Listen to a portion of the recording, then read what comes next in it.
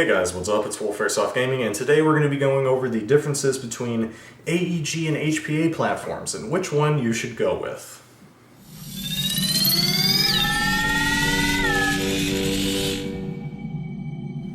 Okay, so huge question in Airsoft now, especially with DMRs, AEG or DMR. Well, spoiler alert, both of these are AEGs and perform great. That is not to say or discredit HPA systems at all, and we're going to go right into it to get very in-depth into this conversation. So, what are the differences? Both produce air and send the air down the barrel. There is no magic to HPA. Let me discast that spell right now. There is no magic to HPA. It works just like everything else does in this world, and it abides by the laws of physics. So, what does that mean? HPA is easier to achieve more consistent shot-to-shot accuracy. So, the HPA system could possibly, definitely easier, without having to modify anything, to get better shot-to-shot consistency. FPS, given a decent regulator, will be very, very consistent. Okay, pretty cool. What are some other good things about HPA systems? Closed bolt systems like the Wolverine Reaper, Milsim N7, the Polar Star F2 fusion engine, Wolverine Reaper, the N7, all of those guys have closed bolt operation. What does that mean?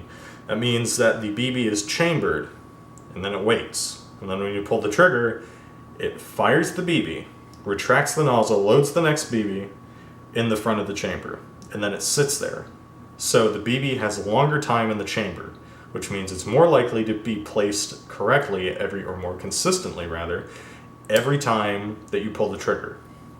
The open bolt operation of an AEG means that the BB is not loaded. The gun, when the piston is cocking back, the tappet plate pulls back the air nozzle, the BB is loaded, and then it's fired, all in the same cycle. So that also means trigger response. You're going to get definitely better trigger response with a closed bolt than an open bolt system. So don't buy a jack, don't buy an F1, don't buy any of that crap. If you really, really want a good performing DMR. That's very, very particular and picky. I'm a very picky person when it comes to DMRs. Generally, you're not going to notice much of a difference, if you notice a difference at all. Yeah, everything works so good and so fast nowadays that it's not a major difference, but ideally, that's what you want to get, or at least shoot for. More specifically, the HPA systems, we'll get into that later. Let's talk about the AEG. What's good about the AEG? Well, glad you asked. You're not carrying a fucking scuba tank on your back. That's right. You don't need a hose, you don't need a tank, you don't need a regulator, you don't need none of that. You're not going to be shooting players and like, oh my god, I'm out of air suddenly. I can't shoot them. I have to go walk back to the ready room. Or if you're in a Milsim event, I gotta walk all the way back to the FOB. So, yeah, kind of the biggest benefit of an AEG. For me, kind of a big deal. I hate air tanks. I've used HPA for years. I really don't like it. I also found that the performance is not that good. You can get it in AEG. So why have two things that perform the same except one you got to carry a tank around with? Convenience. It's a lot easier to build an HPA DMR than it is an AEG DMR. Now, satisfaction and all that stuff, that of course is sentimental and up to the builder. So if you want the hard and what should be successful if you do it right and battery operated route, go with AEG. If you want something that's really easy, really simple, reliable, it's not going to break, like ever. I say that, but I've had so much technical difficulties with HPA not working, it's not even funny. But, of course, I'm going to leave that bias out for this.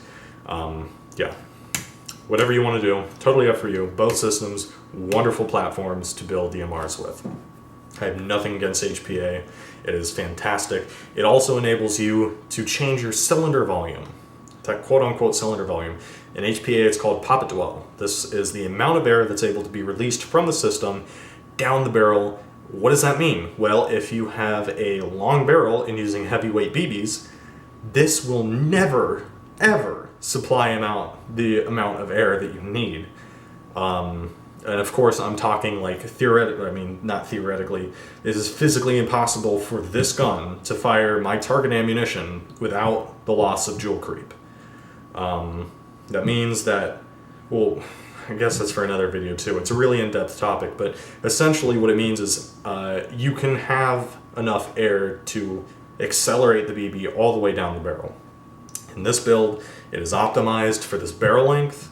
And we'll get into barrel length. It doesn't really even matter anyway. So again, these are just some differences to consider.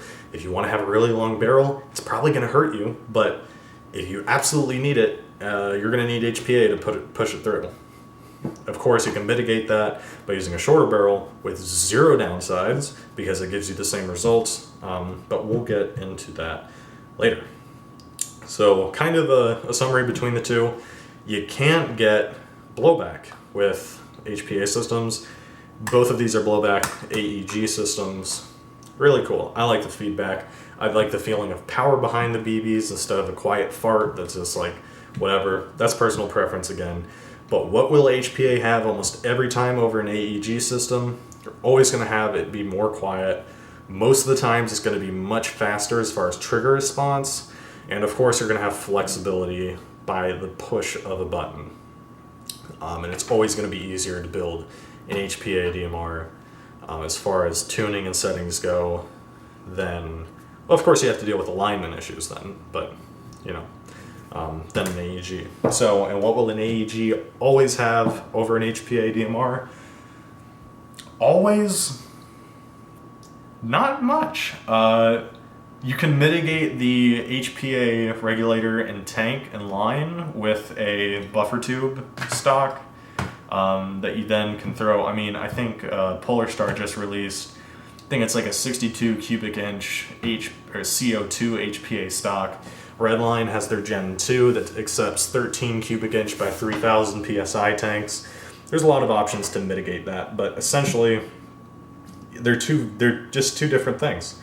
Either works great, whatever you want, go for it. So hopefully this kind of cleared up some of your decisions there. In summation, performance-wise, it won't matter. The differences will be so negligible, you will never notice them.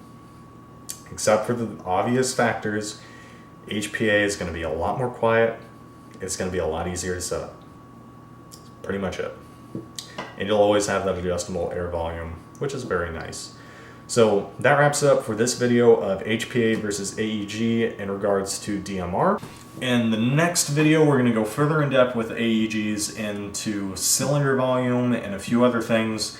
Basically, narrow down models of AEG based on gearbox type. After that, it's going to be narrowing models based on hop-up type. So we'll get into the cylinder thing next. Thank you guys so much for watching. Hopefully you enjoyed these videos. I know they're a little bland. I don't really have, I mean, this is a lot of talk. This is a lot of facts. This is almost like a lecture. I really hate it to be that way, but there's so much information I'm just trying to throw out there, and you know, just guys suck it in, take notes, whatever you need to do. So hopefully it helped you if you're building a DMR or whatever. You know, I love talking about this stuff. So thank you guys so much for watching. Hopefully you enjoyed the video, and I'll see you in the next one.